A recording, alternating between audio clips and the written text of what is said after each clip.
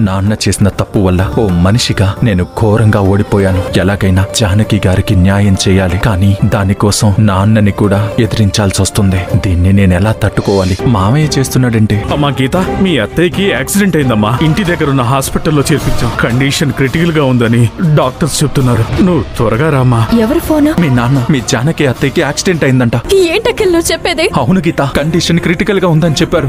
ఇప్పుడు తను ఎక్కడుంది? ఇంటి దగ్గర ఉన్న హాస్పిటల్లో తన్ని జాయిన్ చేశారంట. త్వరగా పద. ఏమైంది? ఎక్కడికి వెళ్తున్నారు? మా జానకి అత్తయ్యకి యాక్సిడెంట్ అయిందంట అమ్మగారు. ఏంటి గీత నువ్వు చెప్పేది? అవునత్తయ్య, ఇప్పుడే మా నాన్న ఫోన్ చేసి చెప్పారు. తనిప్పుడు ఎలా ఉంది? కండిషన్ క్రిటికల్ గానే ఉందంటమ్మా. ఒరే అఖిల్, యాక్సిడెంట్ ఎలా జరిగిందిరా? జరిగిందో జరిగేలా చేయించారో ప్రస్తుతానికి తెలియదు రాని, కానీ నేను తెలుసుకుంటాను. ఇది అనుకోకుండా జరిగితే ఓకే, కానీ ఎవరైనా అనుకుని జరిపిస్తే వాళ్ళు ఎవరైనా సరే నేను వాళ్ళని వదిలిపెట్టను. పదకిత. జాగ్రత్త, ఏం చేస్తున్నా? వదిలో. నిజం చెప్పండి, జానకి యాక్సిడెంట్ చేయించింది మీరే కదా? నేను యాక్సిడెంట్ చేయించడం ఏంటి? నీకేమైనా మతిపోయిందా? కవర్ చేసుకోవడానికి చూడకండి. ఈ యాక్సిడెంట్ చేయించింది మీరే కదూ? జాగ్రత్త, అసలు నాకేంటా అవసరం? మీకే ఆ అవసరం. ఎందుకంటే జానకి వల్లే కదా అఖిల్ కి మీరేంటో, మీరు చేసిన మోసం ఏంటో తెలిసింది.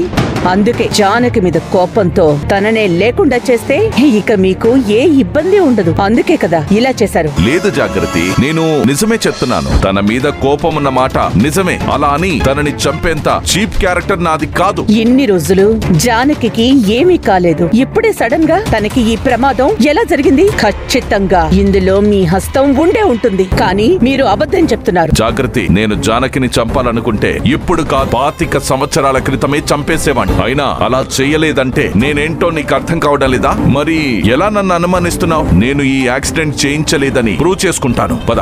ఏంటండి ఇది? అసలే బిడ్డకి దూరమై బతుకుతున్న మన జానకి ఆ దేవుడు మళ్ళీ ఇలాంటి శిక్ష వేశాడేంటండి? ఊరుకోదను. మన మనసు కరిగినంత సులువుగా ఆ దేవుడు మనసు కరగదు కదా. తన కొడుకుని చూడాలన్న ఆశే జానకిని బతికిస్తుంది. నువ్వు బాధపడకో. అమ్మ గీత, చూసావమ్మా మీ జానకి అత్తయ్యకి ఎంత ప్రమాదం జరిగిందో?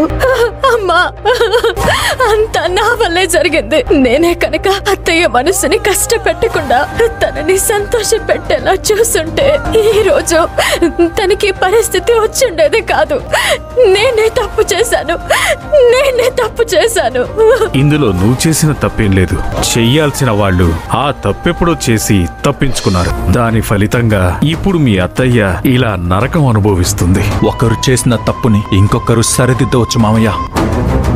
ఆ తల్లి పడే బాధని నేను తీరుస్తాను. తనకే కష్టం రాకుండా నేను చూసుకుంటాను. డాక్టర్, ఇప్పుడు తన కండిషన్ ఎలా ఉంది? చాలా రక్తం పోయింది. కండిషన్ క్రిటికల్ గానే ఉంది. తనకు అర్జెంట్ గా O- బ్లడ్ ఎక్కించాలి. మా హాస్పిటల్లో లేదు. ఎంక్వైరీ చేసినా ఎక్కడ దొరకలేదు. అది చాలా రేర్ గ్రూప్. అర్జెంట్ గా ఎవరైనా డోనర్ ఉంటే చూడండి, లేదంటే ఆవిడ ప్రాణాలకి ప్రమాదం. నేను ఇస్తాను డాక్టర్. నాది O- బ్లడ్ గ్రూపే. నేను ఇస్తాను. ఆ తల్లి బ్రతకాలి. సరే రండి. చూసావదనం, క్షణం క్రితం వరకు ఆ దేవుడికి మనసు లేదు అనుకున్నాం. కానీ తను రాలేకపోయినా వేరే రూపంలో అయినా వచ్చి కాపాడాడని మన అల్లుడి ద్వారా తెలిసింది. అవునండి, భగవంతుడా మా జానకి ఏం కాకుండా చూడు.